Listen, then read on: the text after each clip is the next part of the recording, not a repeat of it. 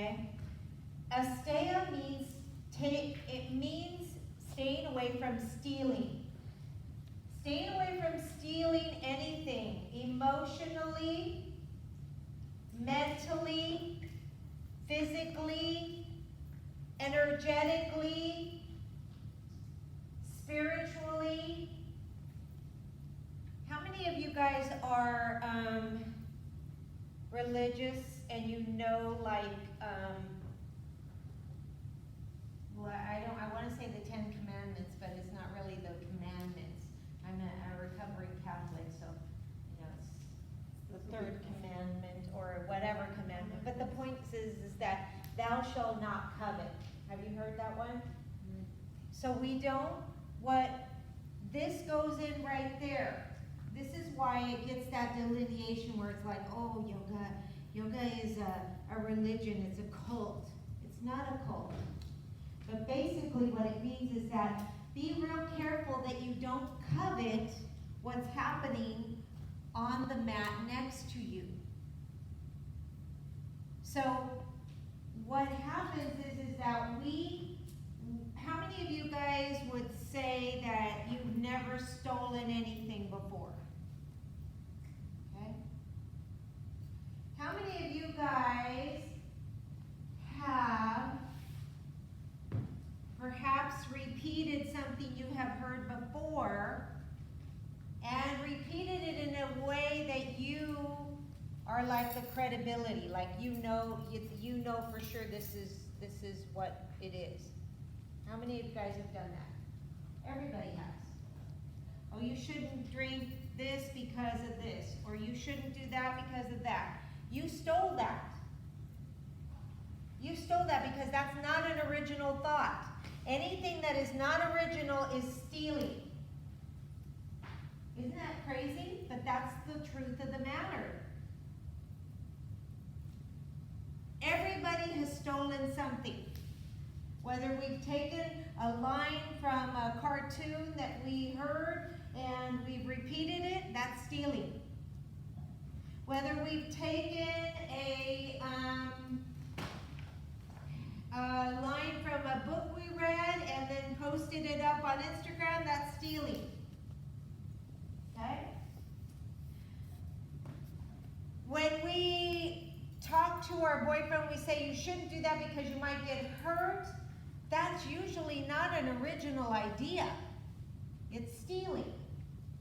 So we have to be real careful when we are the ones that throw that rock that says, I am free and devoid of all, whatever you want to call it, sin or bad things or whatever. Because what that does is it will keep you in judgment. And yoga says, the Yama says, be real careful because you are not the perfect one.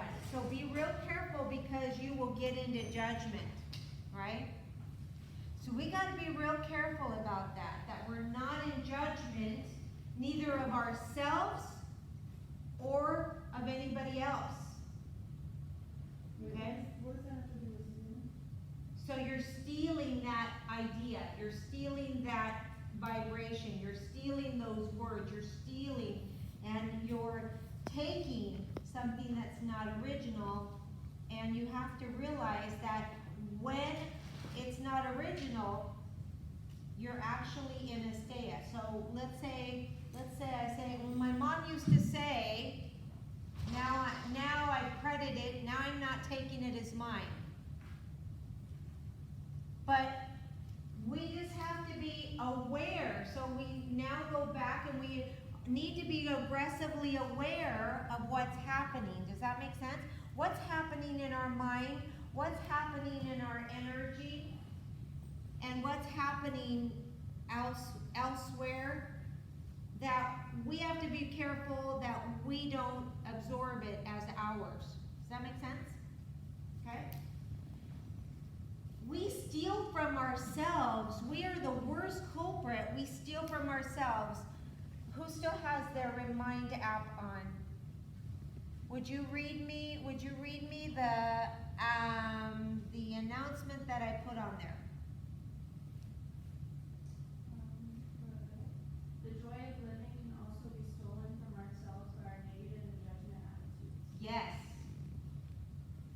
So we steal from ourselves every time we have a negative attitude. Every time we are in judgment, we're stealing the joy of, which is why I put it in the Remind app. I want you to see that. How many times have you guys had a negative attitude? Right, lots of times. I mean, in my lifetime, lots of times, right? I probably have had more negative attitudes than maybe good attitudes, right? Every time you have a negative attitude, you are stealing from yourself. You are stealing the joy of living.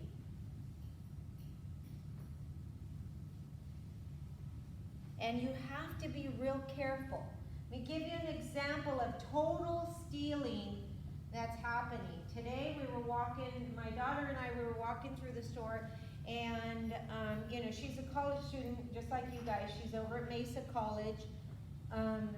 She quit coming here because she said it was too embarrassing to have a mom that was a professor.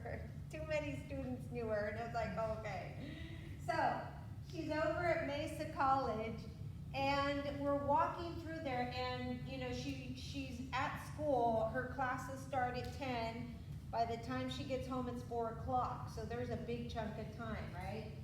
And so she wants to get another job. She has a job. She has a part-time job. She works for Amazon. She has a part-time job, but she wants more hours. They're not giving enough hours, right? But she has that chunk in there that she cannot work. So we were walking through the store, and she says, maybe I should apply here, and maybe I should apply here, but they're not gonna hire me here because they want full-time, and they're not gonna hire me here because this, and they always put this hours, and I can't work those hours, and it was all about what couldn't be done. Stealing from herself.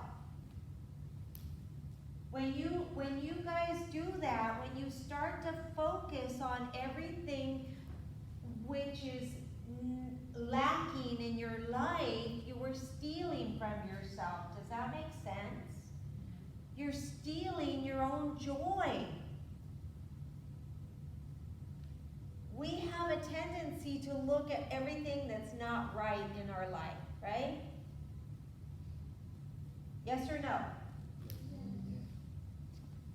If something doesn't go right in a class, what do? You look at everything. The professor, it's always the professor's fault. Damn those professors, right? It's always the professor's fault because they're not human, they're not this, they're not that, they're not this. Or it's someone else's fault because you had a group project and that person didn't step up to the plate and it was their fault, they didn't show up, they didn't do this, and then the professor doesn't understand it. You know what I'm saying? And you're stealing from yourself. Okay? So the number one thing you have to stop doing is stealing from yourself. Now here's another way you steal from yourself. And this is much more prevalent in today's society. How many times when you are in a conversation, you're looking at your phone?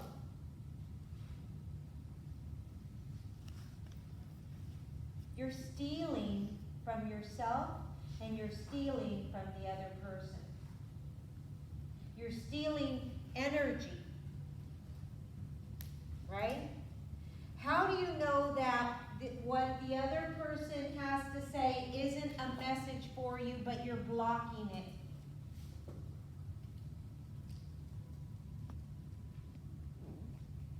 So how do we overcome that? How do we do that?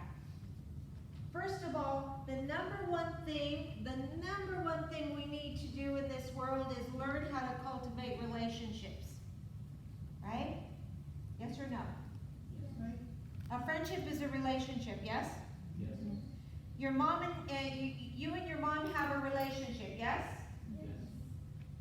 So relationship cultivation is the number one thing. And this is what you have to do. Instead of checking out mentally and instead of checking out energetically, you got your phone, somebody's talking to you, and they're talking to you, and we have a tendency to try to talk over the phone. Have you noticed that? somebody's here and is looking, and you're trying to talk over louder so that the person that's looking at the phone hears you. But the attention span is not really there. You are in a staya. You are in violation of a staya. And if you don't realize you're in violation, you're stealing from time. And number two, are you being truthful with that person by saying that you're paying attention, but you're not really paying attention? Are you? No, so now you've violated satcha. You violated a staya, you violated satcha, and are you acting in consideration to that person? So now you violated all the yamas. Now you are totally unsuccessful, and remember we said that the yamas were for the road to success. Make sense? So here's what you gotta do. Somebody's talking to you, you take the phone, and you say, two things. What you have to say is important to me. Give me 2 seconds and let me finish this text, and I'll be right with you. Choice 1. Choice 2, put down the phone without saying anything and look straight at them. Do you know that you guys have lost the ability to look a person straight in the eye? I'm looking out at you, I'm looking straight into your eyes, and most of you can't even look me back in the eyes. And don't even realize you can't do that. Isn't that crazy? We've lost it because of technology. And we're stealing from ourselves and we're stealing from the other person. Does that make sense? So we've got to get better at that if we want to be successful. Because in the end, true success comes from relationships. Because you get to the top of success not by yourself, but by teamwork, by helping others succeed. And if you don't believe me, let's talk about some of the richest people. Let's talk about Oprah. Everybody knows Oprah, right? She did not get to the top by herself. She got up there with teamwork, and she'll be the first one to tell you. Right? Let's talk about, I haven't heard him in a long time, Pitbull. Yeah? How many songs does Pitbull have with all these other artists? Does everybody know who Pitbull is? What, say that again? Mr. Worldwide. Yeah, Mr. Worldwide, yeah. So, but he didn't get to the top by himself. He got to the top by helping others, not by himself. So relationship is cultivating that relationship is key. And let me tell you this, you never, ever, ever, ever know who's going to come back into your life. Who's going to come back into your life and when they're going to come back into your life. Okay? And let me give you a perfect example that just happened the other day. My husband comes home from a CFO meeting and he says, "Hey honey, guess who's looking for a job?" And I said, "Who?" And because he was hiring a controller. The ex-controller at Southwestern College. I said, "Oh, you mean the guy and that told me all these naughty things and sent me on this sort of, and it was just an awful relationship that we cultivated, he and I, me as a receiver of my check. When I first got here, they deposited my checks into other people's accounts. So, and it took me a while to get it back. And so I had to go to the top and fight and all of that. It was, simple things. But he didn't like me because I was telling him every month when I got paid, I would be in his office and I'd go, "Where's my check?" And he'd go, "It's in your account." And I'm going like, and it took us a while to figure out that there was another woman with the same name as me in another bank, and that's the woman that was getting paid, even though I was doing the work here. Okay? So, you never know, right? So, He now is looking for a new job. He walks up into my husband, and my husband says, "Is this the dum-dum that was the," and I go, "Probably. Looks like the same guy to me." He goes, "Well, I don't want him taking care of our money over here because he handles billions of dollars, billions, not millions. He handles billions of dollars in what he does." And you think that he wants him to, and it's like you never know when you're going to actually run into people. So be careful that you don't burn the bridges, that you don't steal from that relationship. Now, questions. All right, so let me tell you how it looks in your asana practice. When you're on your mat,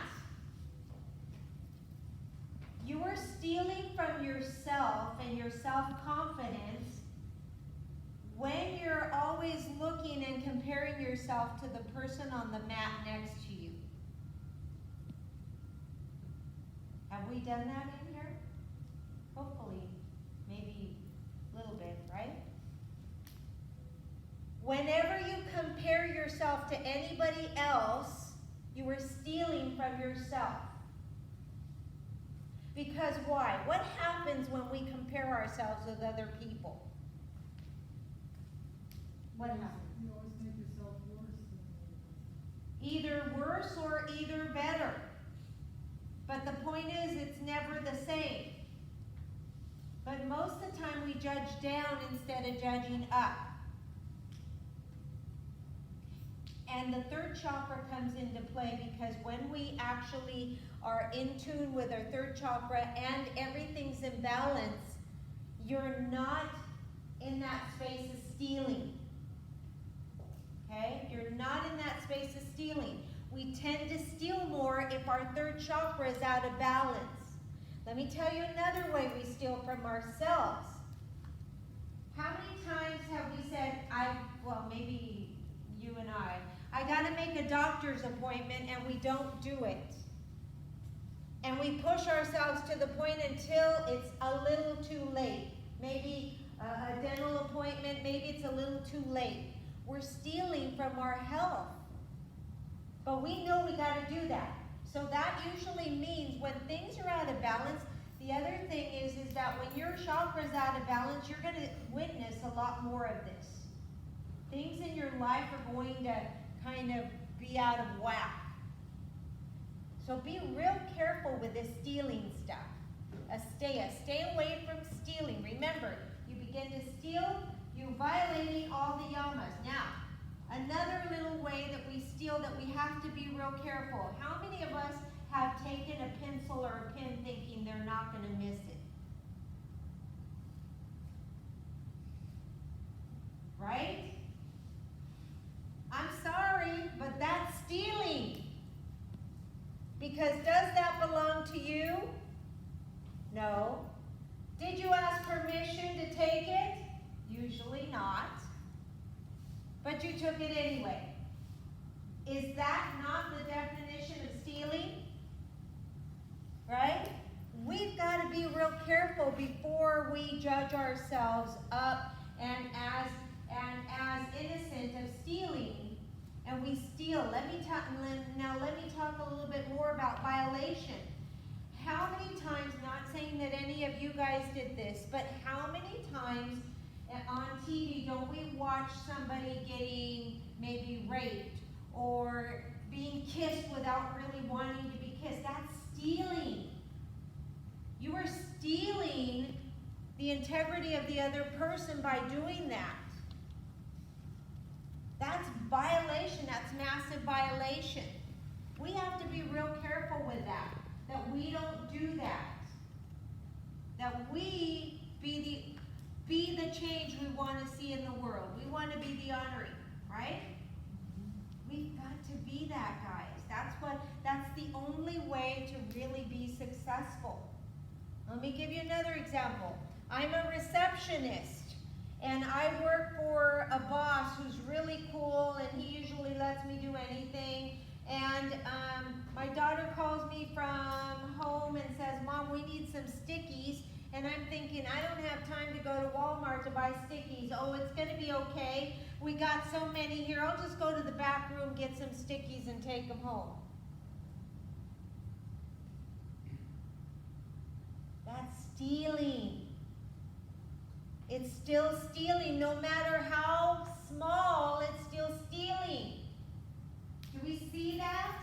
We've got to be more aggressively aware. Now let me show you another way of stealing. How many times do you finish somebody else's sentences for them? Especially your mother, because it's like, oh my gosh, she takes so long to say what she's got to say, so I'm going to finish her frickin' sentence for her. Yes or no? You're stealing! How dare you do that? You're stealing. You are stealing integrity from her. Let the person finish the sentence. Quit stealing. Unless, even with my mother, I've learned this with my mother. She's got Alzheimer's. So when I leave here, I go and I brush her teeth and I do whatever I need to do. It takes me about 2 hours. I'm there with her every day for 2 hours, do the same thing. And I hear all these other people that are there with their parents, and they're finishing their sentences for them. And one lady says yesterday, well, she's got Alzheimer's. She doesn't remember what she's going to say. So what? It doesn't matter that it doesn't make sense. For me, it's about being out of a staya. I don't steal my mother's words, whatever they are. Yesterday, she says to me, I didn't finish hanging up that picture. And then she looked over to the other side and then she says, but your brother was here. And I'm going like, okay, Mom. So I'm not trying, I'm trying to let her finish thoughts, right? And she goes, your brother was here.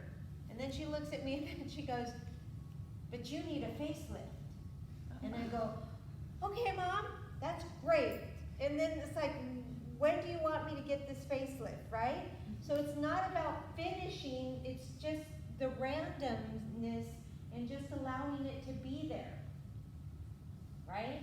So we've got to step back, be the patience, be the change we want to see, and stop finishing your mother and father's sentences. Does that make sense? Stop stealing from them. Would you like somebody else to finish your sentences for you because you're not talking fast enough or you're not making clarity? Then don't do it. Does that make sense? Stay out of a staya. Stay out of a staya. Yes? What do you mean stay out of it? A staya means you are stealing. Stay out of it. Stay out of that violation of that Yama. Does that make sense? Or should I say stay out of staya? Right? Staya means staying away from. Staying away from. Does it make sense? Okay, because I want you to get the fact that we know when we're doing it because we feel a sinking in our third chakra, yes or no? Right? And when we're doing it on our mat, it's even worse. So here's what I want you to do today, is I want you to practice your yoga, because you've got now somebody new next to you. Somebody you haven't been next to. So you got a new energy. So your asana practice is going to be very different. And because of that, I want you to be aware if you are in that tendency to want to see how the other person on the other mat is doing, just be in that aggressive awareness. Being here next to another person, is that making me change who I am, what I'm doing? And am I judging? Ask yourself, am I judging? Make sense? Okay, so here's your homework. But Besides the fact I want you to read, chakra number 3 this whole week. You've got this whole week to read, chakra number 3. I want you to go back and I want you to write down the names of 5 different people that you could have a better relationship with if you wouldn't steal energy, words, feelings, thoughts, whatever it is from those people. How could your relationship get better?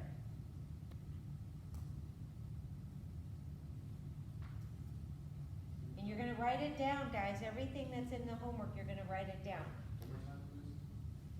You're going to write the name of 5 different people that you've been